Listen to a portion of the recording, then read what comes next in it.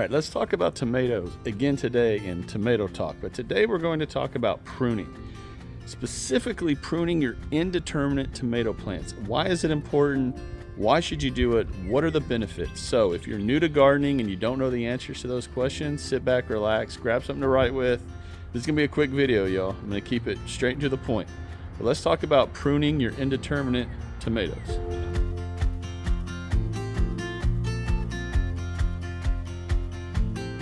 Okay, so the thing you need to know right off the bat are what are indeterminate and what are determinate tomatoes.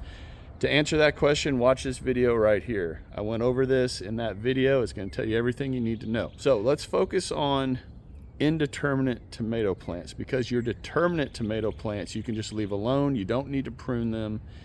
There are reasons for that, which I cover in that other video. But for your indeterminate tomato plants, if you want to have viable, fruit-producing, strong, healthy plants, you need to prune them. Okay, so all these plants behind me were grown from seed. I grew every one of these from seed starting the beginning of January, middle of January. And now we're at the time where we have to start pruning these plants to get them to produce the most fruit possible and to make them healthy and disease, I don't want to say resistant, but to help get rid of the chances of them catching disease like blight or anything else. Now, it's hard, y'all. I get that. It's hard when you've spent all this time and energy and love and everything that you put into your plants to then start chopping parts of them off. I get it, but it's necessary. Very, very necessary. Why do you need to prune your indeterminate tomato plants? There's a lot of reasons for this, and I'm putting them up right here on the screen. But if you want your plants to grow fruit, which is the whole point, right?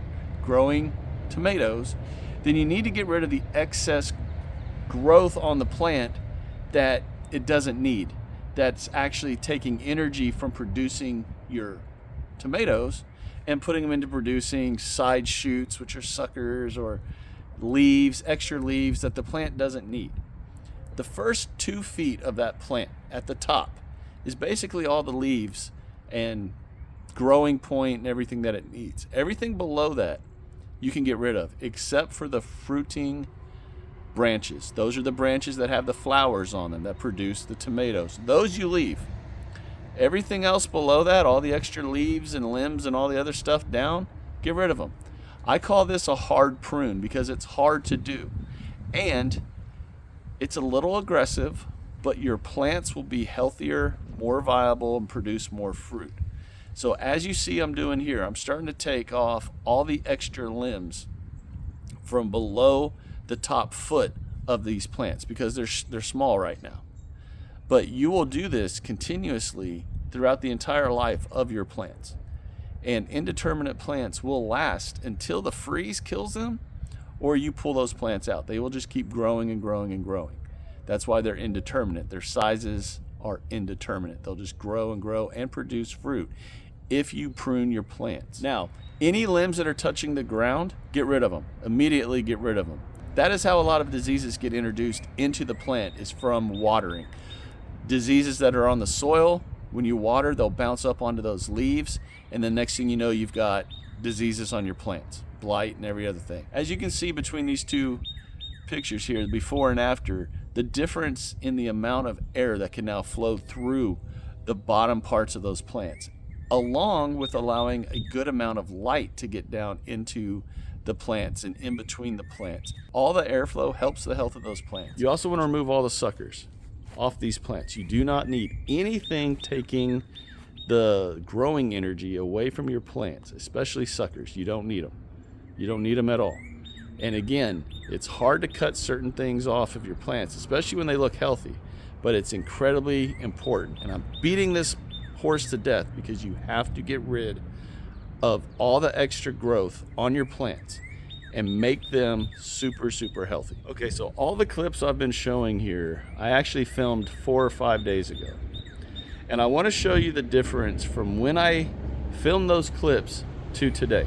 We stand back here, you can see how open everything is at the bottom, except for right here. These plants shouldn't have been planted here. but that's all right. All this growth looks great. The plants are growing very, very well. And I know when you're cutting certain things off your plant, you're like, man, I hope this doesn't kill the plant. I hope this doesn't introduce disease or weaken the plant or anything else. Check this out. Okay, so we'll start down here at the bottom. You can see how the plant has healed. As we come up, I removed a sucker there. I mean, seriously, look how healthy this plant looks. It has fruit. This one back here has 2 fruits. These spoon tomato plants right here are putting on tomatoes. Everything is looking great.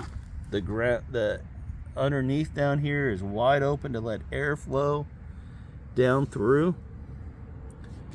And we don't need all these extra limbs. Now, as this plant grows, this limb I'm going to take off. This limb right here I'm going to take off, but I'm going to leave this one.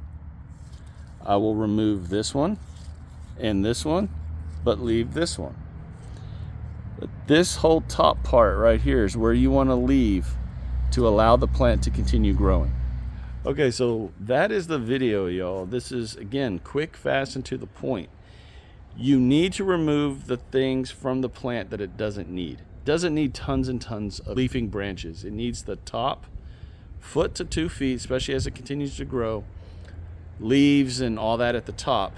But it doesn't need it down below. Just leave the fruiting branches alone, let them be, and hard prune everything else off. I'm telling you, it's hard to do the first time you do it, but as you continue doing this and as you become more seasoned in gardening and dealing with tomatoes and everything that goes with tomatoes, this gets a lot easier, and you'll realize how vitally important it is to do this to your tomato plants, even though it can be very hard personally to do. So everyone, I know I went over my 5-minute limit for this video, but there's a lot to tomatoes, and it's hard to compact all that down into just 5 minutes, especially with the way I like to try to explain things. Hope you all enjoyed this video. Hope you got something out of it. And if you did, do me the 3 favors. Share, like, subscribe to this channel if you've not done so already. If you enjoyed what you learned here today, hit the subscribe button, hit that bell so you're always notified whenever I upload videos, and join this fast-growing community of like-minded gardeners here on YouTube. Everyone take care. God bless.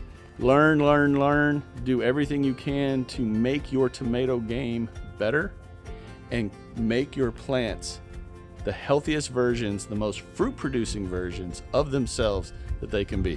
And I'll talk to y'all again real soon.